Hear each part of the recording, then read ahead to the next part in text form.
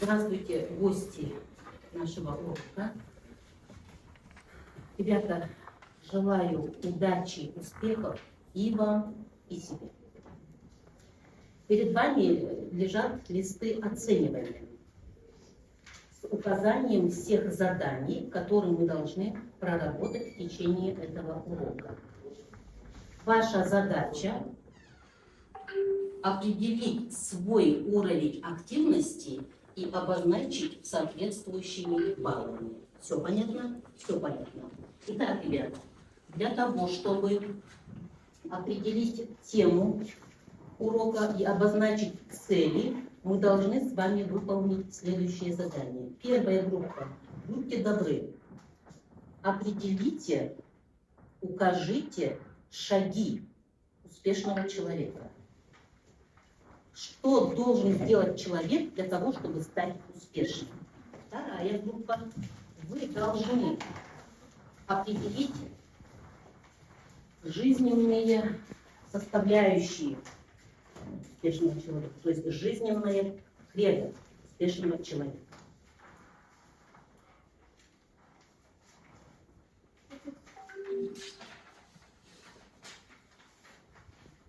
Даем знать лопочком. Так, пока записывать ничего не надо, все работаем над постером. Убираем учебники.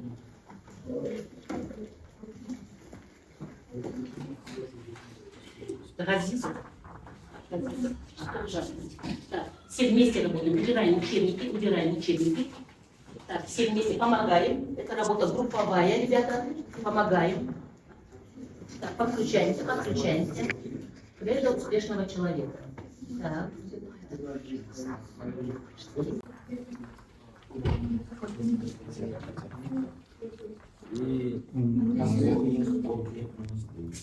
Общительный. Нет, кому это расскажешь? Коммуникабельный.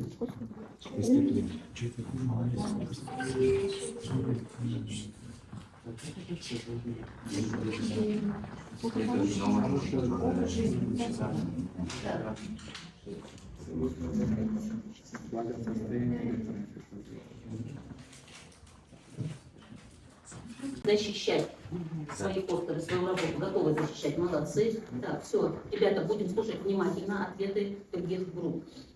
И еще хочу выбрать спикера для формулирования вывода по этой работе, по этому заданию. Так, формулировать выводы будет у меня... Так. Аянов. Так. 10-Б. Так.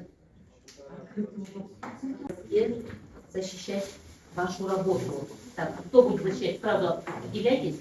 Так, Айда. Так, я не знаю вас, как вас зовут, так что уж извиняйте. Так. Так, слушай, все, группа положили, ручки положили, все. Уже будем дорабатывать устно. Все, успокоились, слушаем. Итак, называй тему. Наша группа сделала свой доклад о жизненном кредо успешного человека. То есть это значит, почему людям нужен успех и почему они должны достичь своего успеха. Первым делом я хочу сказать о передаче опыта жизненного опыта успешного человека другим людям. Во-вторых, открытие и исследование новых возможностей. То есть благодаря успеху люди могут для себя открыть что-то новое и тому подобное. Благополучный и здоровый образ жизни. То есть благосостояние нам принесет здоровый образ жизни. То есть мы сможем покупать все, что мы хотим. И есть только здоровую пищу и так далее.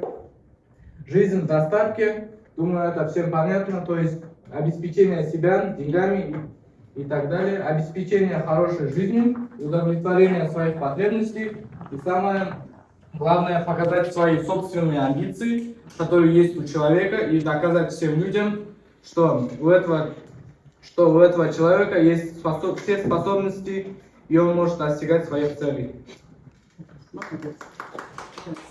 Молодцы. Так, ваша группа, так. Здравствуйте, дорогие учителя и зрители. Наша тема это шаги успешного человека, а именно к реализации успеха. То есть у каждого человека, чтобы ему достичь успеха, у него есть несколько пунктов, которые он должен придерживаться. Шаги. Да, шаги. И мы расписали, получается, 5. Эти шаги. Да, этих 5 шагов мы расписали. Короче. Первое это ставить цели, второе поставить планы на будущее, третье как раз таки соответственно реализовывать эти планы, четвертое учиться быть коммуникабельными, чтобы со всеми у вас было хорошее взаимоотношение, чтобы Помочь да, потом и двигаться к цели. И с помощью всех этих 5 шагов вы сможете достичь успеха. И если вы будете двигаться по правильной стратегии, то вы определенно достигнете успеха, если будете следовать этим 5 шагам. Молодец. Молодцы, молодцы, ребята. Так, мы прослушали. Вывод по этой работе сформулирует Аяна.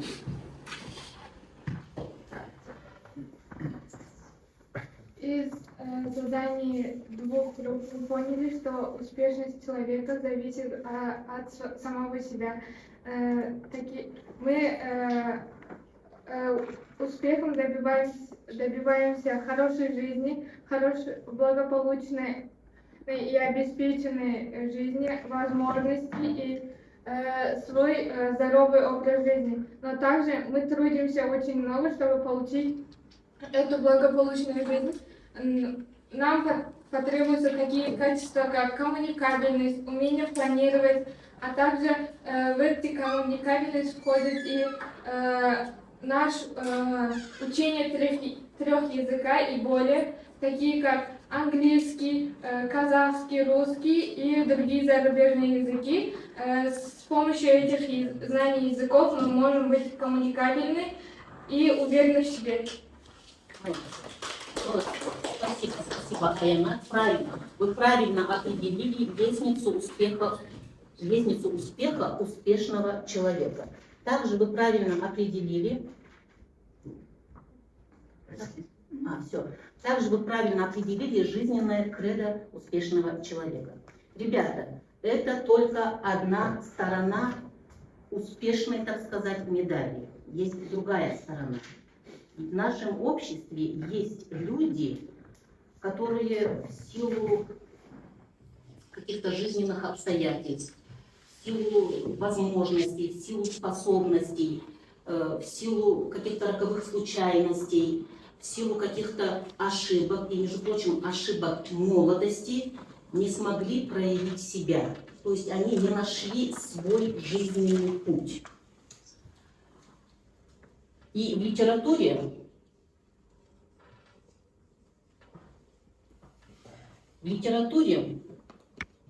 эта категория людей, в литературе эту категорию людей называют маленький человек, маленькие люди. То есть в жизни есть и успешные люди, и маленькие люди. Вот это явление называется социальное неравенство. Социальное неравенство, оно неизбежно, оно закономерно. Оно закономерно таким же образом, как, например, плюс не может существовать без минуса. Как не может быть доход без вложений, без расхода. Как не может, или вот закономерно чередующимся дням недели, чередующимся временам года. И сегодня, как вы поняли, мы продолжаем изучение раздела «Социальное неравенство». Мы продолжаем изучение темы маленького человека на примере главного героя повести Николая Васильевича Гоголя «Шинель». Мы с вами на этом уроке постараемся определить причины спада человека до стадии маленький человек. И постараемся определить отношение общества к этой группе людей. Вот он, маленький человек. Итак, ребята, вы повесть Гоголя «Маленький Шинель» прочитали. Итак, Скажите, пожалуйста, кто изображен на этом слайде? Так, Акакий Акакевич. Акакий Акакевич Башмачкин. Как ли сера его жизнь? Здесь нет всего того жизненного кредо, которое указывала вторая группа. Так ли сера его жизнь? Да? Все согласны? Нет. Так, не согласен, Рахат. Потому что для Акакевича его жизнь, как бы, ну, для него жизнь, он живет жизнерадостно, да? То есть, Жизнерадостно? нет, то есть ему нравится работа. Молодец, вот это. вот. Ему нравится его работа. Он любил эту работу. И еще, какой случай в жизни дал ему вот душевный всплеск? Так, кроме, еще. Не знаю, Диас. Он нашел вдохновение тогда, когда он начал копить на новую шинель, когда он начал верить, что он вдохновился этим, и он дальше продолжал работать, копил на это, он не стирал свою одежду, ходил как попало, но в итоге накопил всеми путями на эту новую шинель. Молодец. И светлый лучик в его серой жизни – это приобретение новой шинели. Правильно, ребята? Спасибо, ребята. Правильно. Итак, ребята, для того, чтобы вспомнить содержание этой повести, вспомнить композиционную структуру этой повести, давайте мы заполним графы слепой таблицы.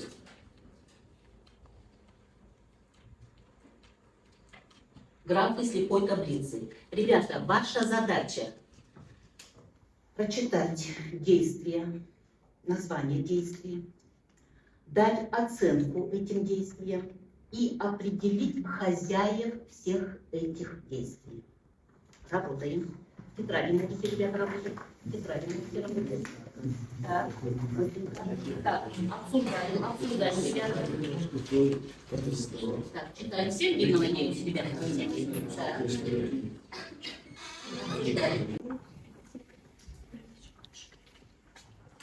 Тоже. Так, тоже готовишь. Было по этой работе. Так, правильно. Так, все, определились, ребята? Работа-то легкая, определились? Ну, я жду хлопков. Так, все, ребята, положили ручки. Вторая группа пока идет на шаг впереди. Они оперативно работают. Итак, ребята, давайте сначала определим, кто является хозяином первой группы глаголов. Так, подсмеивались, острили, толкали под руку, унижали, надсмехались. Так. Коллеги или же молодые чиновники? Так, коллеги Акакия Акакевича Башмачкина и молодой человек, ты говоришь, да? Молодые чиновники. Молодые чиновники, так. Кто является хозяином второй группы слов? Так. Значимый человек, то есть Значимое лицо. значимое лицо, то есть когда Башмачкин пришел к нему за помощью, он все эти действия сделал по отношению к Башмачкину, и тем самым мы нашли, кто является автором этих. Молодец, молодец. Он говорил отрывистым голосом, да, твердо, копнул ногой, возвысил голос. И до такой степени возвысил свой голос, что эффект превзошел ожидания. Помните? И испугал его же собственного товарища. Да. Правильно? Правильно. Так, кто является хозяином третьей группы слов? Первая группа работаем. Так. Петрович. Петрович, так. Он занимался починкой обуви, а когда по вечерам попивал, то мог заламывать цены. Наоборот, А? кажется. Когда он трезвый был, он заламывал такую цену, да? А когда он был веселый, то его можно было уговорить, да? Его можно уговорить. Так. Итак, а кто же приставил кулак? Кто же снял шинель? Работаем. Баужан? Усатые мужики. Мужчины. Так, правильно. А кто они? Они представили кулак и сняли шинель, новую шинель у Акатакса. Правильно, это воры, да? Это воры с темной улицы. Молодцы, ребята. И что является предметом насмешек? И вот эта вещь лишена своего главного первоначального имени. Кто из первой группы, ребята? Вот Так, Это предмет жены. этот предмет Шинель. Правильно, правильно, ребята, молодцы. Итак, теперь обратите внимание, какую оценку вы дадите глаголам этой таблицы? Какая оценка? Какие глаголы представлены? Ну, Описание действий. действия какие? Бесчеловечные действия. Бесчеловечные какие? Бессердечные. И получается, что Акакия Акакиевича окружало какие люди? Бессердечные, эгоистичные, да, малодушные. Ребята, так, вывод. Кому я говорила? Так, вывод. В произведении Шинель очень малый круг персонажей, но мы можем с этих персонажей мы можем понять главную мысль, тему этого произведения, то, что мир бедных и богатых очень сильно отличается, и то, что люди относятся с презрением к таким маленьким человекам. Маленький маленький. Правильно, молодец, молодец. Я не запоминаю, сейчас я буду, что извиняйте. Итак, ребята, осталась последняя графа, то есть, да? Кто спрятан под знаком вопроса? И почему не указаны его действия? Кто? Кто? Так. Акакий Акакиевич. Акакиевич. Так, еще варианты. Хозяйка. Хозяйка. Она имела хоть какое-то отношение к его жизни? Я сказала, да, и так далее. Не сказать, что значительный герой. Кто еще, ребята? Так, помогаю. Неужели не было ни одного человека, который бы хотел принять участие в его этой серой... Коллега его. Как это зовут? Его коллега. Это Так, давайте поищем. Итак, обратите внимание на вот эту иллюстрацию. Итак, это чиновники, сослуживцы, коллеги.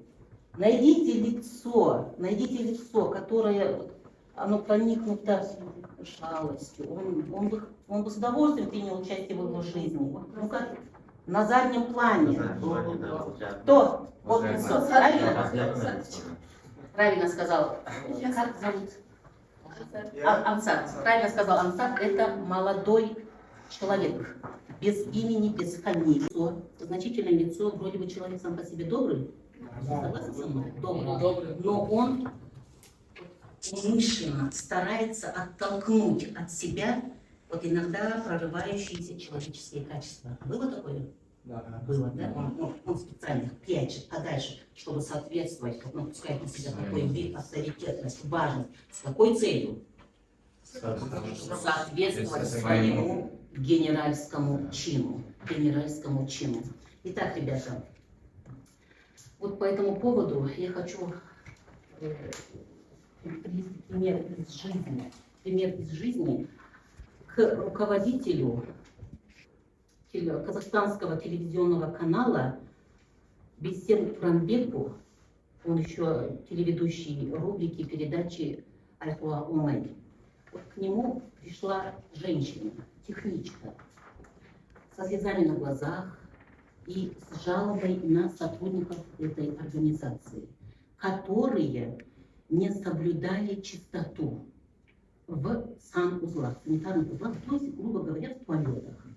Они не то, что не соблюдали чистоту, но игнорировали ее просьбы, они говорили ей обидные слова, и в конце концов они указывали: ты должна, ты обязана, потому что ты получаешь за это деньги. Бисен Ага, он оскорбился этими словами. Он оскорбился, на следующий день он собирает всех своих сотрудников, созывает собрание и заявляет: я распускаю на неделю весь технический персонал. Каждый из вас, каждый из сотрудников будет чистить, убирать в туалете. В плане очередности. Сотрудники в шоке. Они в негодовании. Они выражают свое недовольство. Почему? Как? Не имеете права. И тогда Бисен Куранбек говорит: вот видите, вы брезгуете этой работой. Вы не хотите замораться, и ни один из вас не пойдет выполнять это дело. А кто-нибудь из вас подумал о женщине, которая каждый день с утра до вечера стоит на страже этой чистоты и порядка?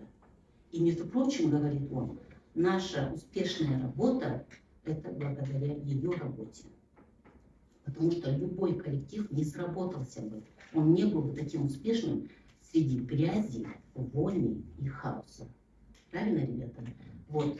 Этот пример, этот инцидент дал понять всем сотрудникам, костюмированным людям, людям, которые сидят в чистых кабинетах, в мягких креслах, что они несправедливы, что они неправы по отношению к людям тыла, которые тоже стоят, которые тоже делают свою работу. И работу делают, между прочим, очень грязную и тяжелую. Итак, ребята, сейчас, ребята, вот. Итак, сейчас мы выполним работу по граф-схеме. Первая группа. Вы должны будете определить отвлеченные черты характера. Отвлеченные. Я не говорю положительно, отрицательно. Я говорю отвлеченные черты характера. Вторая группа будет определять конкретные черты характера. Акакия Акакиевича Башмачкина. Дальше. Вывод по этой работе будет выполнять Ансар. Я запомнила имя и тебе перепоручаю это задание. Итак, ребята, все. Работаем. Время пошло. Внимательно, внимательно. Можете пользоваться источниками, можете, разрешаю. Так, немного теории, ребята, немного теории. Что значит отвлеченные черты характера? Это способность человека войти в свой мир, пойти на поводу только своей мысли. В себя он вошел и разрабатывает эту идею, разрабатывает это дело. Он не видит реальный мир, он не видит окружающих, они ему просто не нужны. Он в себе. И обычно говорят, что отвлеченные черты характера есть именно у ученых, есть у писателей, есть у выдающихся людей, оказывается. И значит, Акакий Акакиевич частичка этих людей, потому что у него есть отвлеченные черты характера. Думаю, какие это черты характера?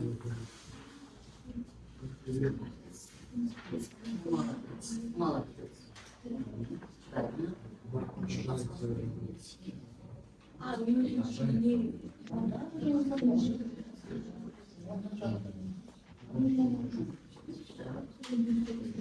Да, Ансар, ты должен будешь исполнять.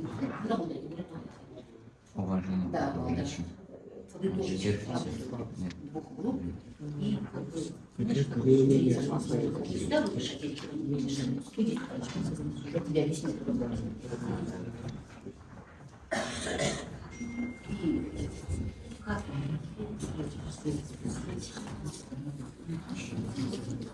степень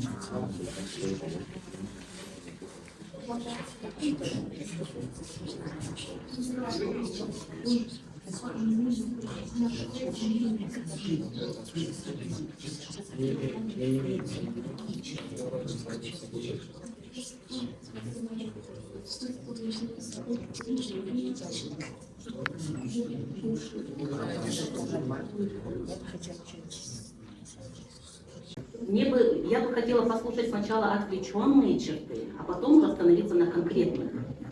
Кто сможет? Кто из вашей группы? Двое, пожалуйста, можно. Двое, без разницы.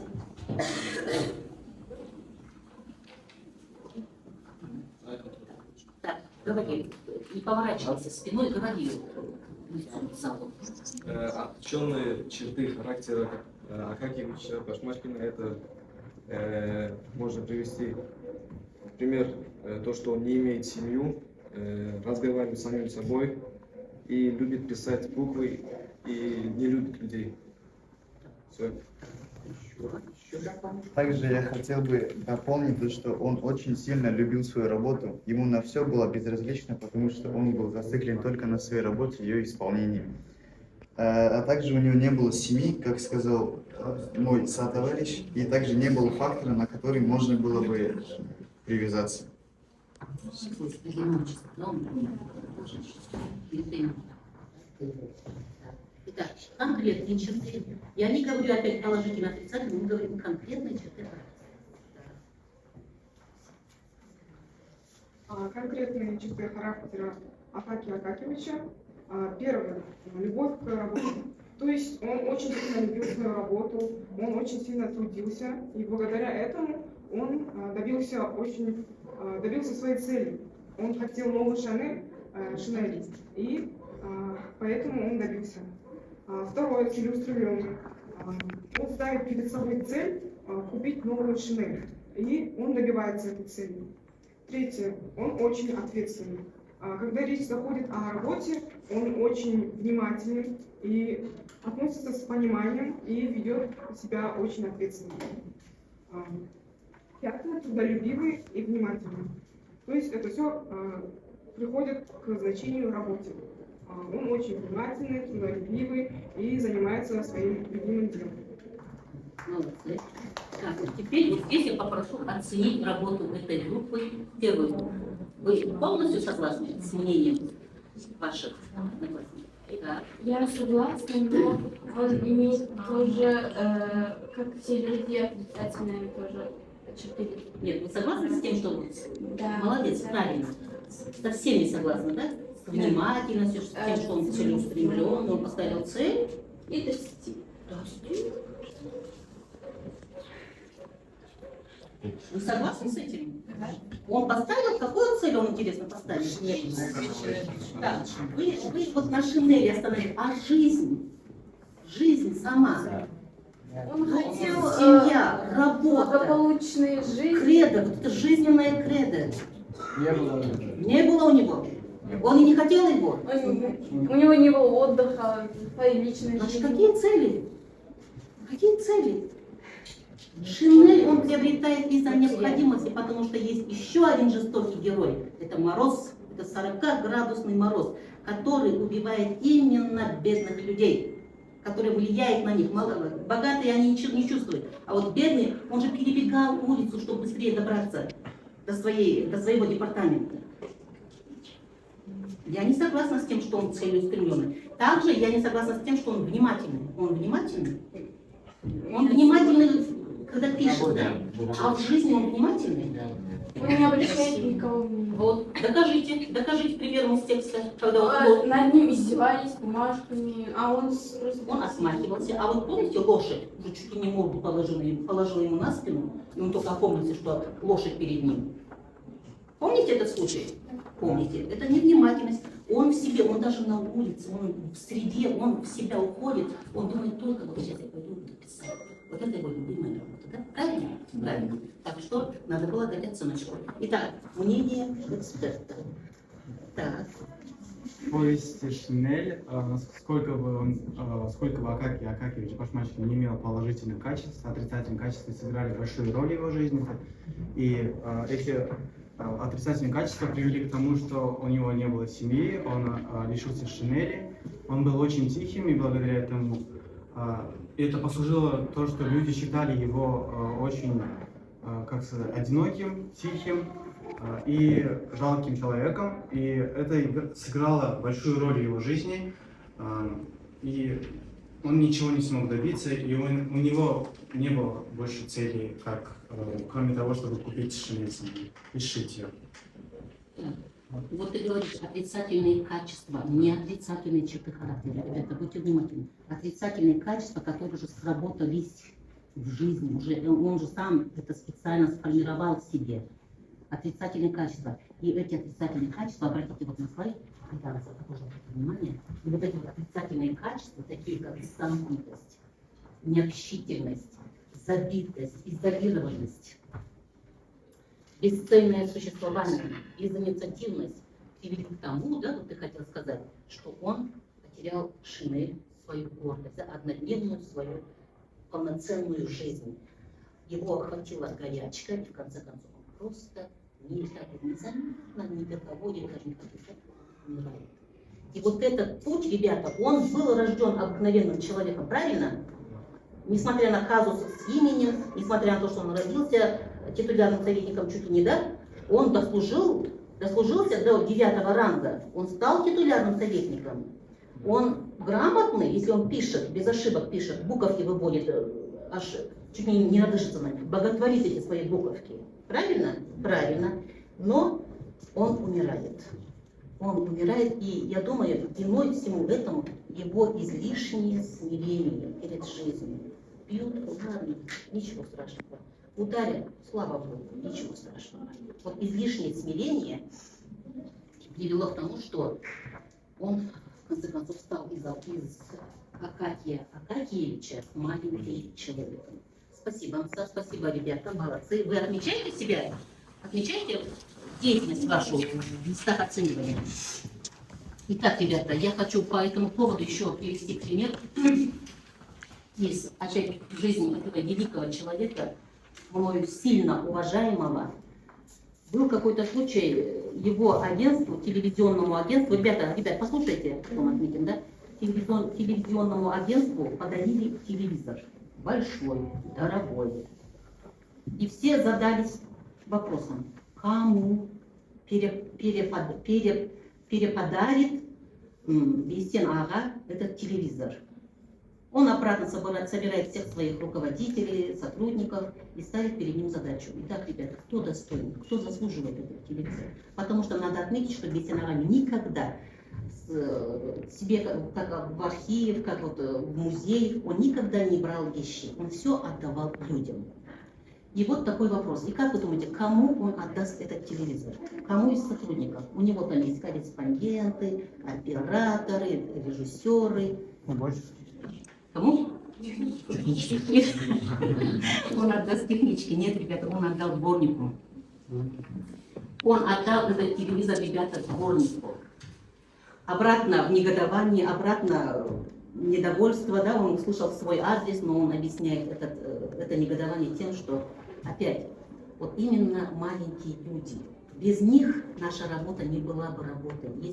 Если мы будем работать весной, осенью, двор весь будет засыпан листьями, а после дождя эти листья превращаются в кашицу, в жижу, да, какую-то. Зимой, если мы будем работать под навалом снега, весной, если навалит во двор мусор, да, весной, летом навалит мусор. И вот это все, он объясняет с точки зрения науки, вот это все, оказывается, действует на психику человека.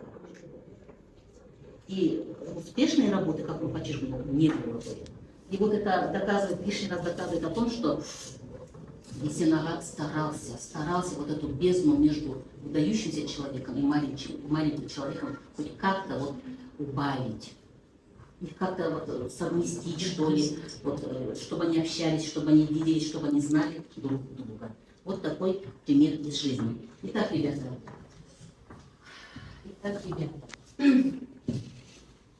Человек. Это человек невысокого социального положения и происхождения, не одаренный выдающимися способностями, не отличающийся силой характера. Вот об этом человеке мы сегодня с вами и имеем речь. Итак, ребята, мы сказали, что в жизни Акакия Акакиевича был человек, который проникся жалостью, но он не сделал больше ни шага. Он проникся и остался в себе. Правильно? Да. Правильно. И сейчас вы выполните работу, вы прочитаете эпизод из произведения и выделите ключевые глаголы. 2 минуты. Это поздно начало. Мы позже начали. Может, 5 минут у тебя есть еще. Мы поздно начали. Так, тогда давайте эту работу мы выполним устно. Давайте работу эту выполним устно. Итак, какие глаголы, если вы помните, давайте вспомним. Молодой человек. Он услышал слова, да, от души идущие слова. Оставьте меня, зачем вы меня обижаете? И что он почувствовал, ребята? Проник в его ситуацию. Он проявил равнодушие. Да, молодец. Он не услышал, да, вот не обижает, он услышал, я же твой брат. Помоги мне, наоборот, да, лучше. Правильно, ребята. Итак, ребята, следующая работа. Мы не успеем письменную работу сделать. Маленький не значит маленького роста. Маленький – это не мощный для поступка. поступь, ступень, поступок. Суть этих слов – преодоление, умение взять какую-то преграду, найти в себе для этого силы. Присутствие этой силы и определяет, большой ты или маленький. Итак, ребята, переходим к проекту «Рука помощи». Давайте мы, как люди цивилизованные, люди 21 века, поможем от лица значительного лица и от лица молодого человека. Протянем руку помощи Акакию Акакиевичу. Так, записываем на вот этих символах, Ребята, быстренько, 2 минуты, буквально 2 минуты. Записываем, ребята, записываем. Так, 2 минутки, буквально. Может быть, устно тоже проведем, ребята. Помочь поднять самооценку. Так, должность, повысить должность, еще каждый по одному. Повысить свою коммуникабельность. Так, молодец. Привлечь.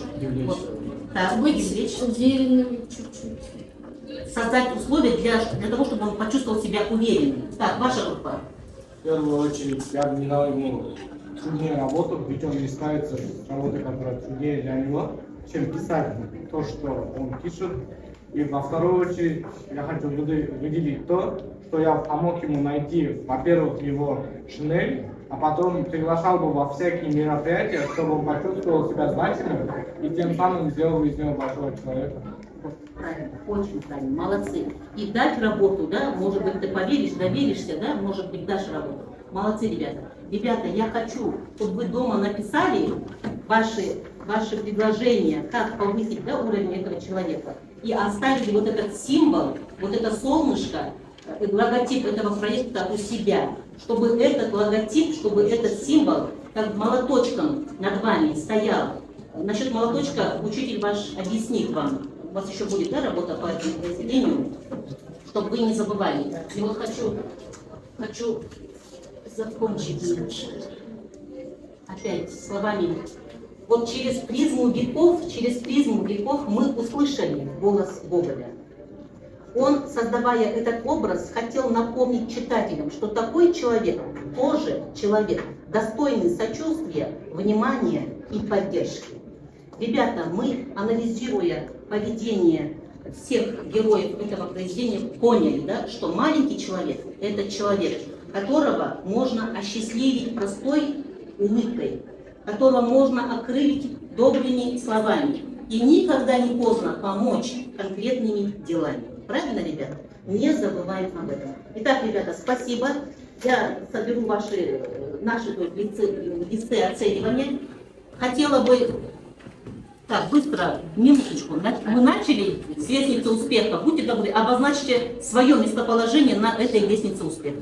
Будьте добры. Быстро. Птичкой, можно птичкой, ребята.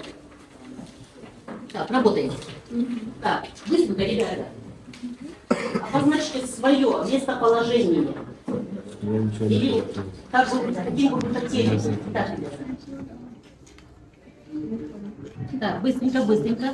Фамилию указывать не надо. Молодец. Так. И домашнее задание, ребята, составить формулу на тему «Чему научила меня повесть Николая Васильевича Гоголя «Шинель». Спасибо за работу. Мне было с вами очень приятно работать. Спасибо, ребята.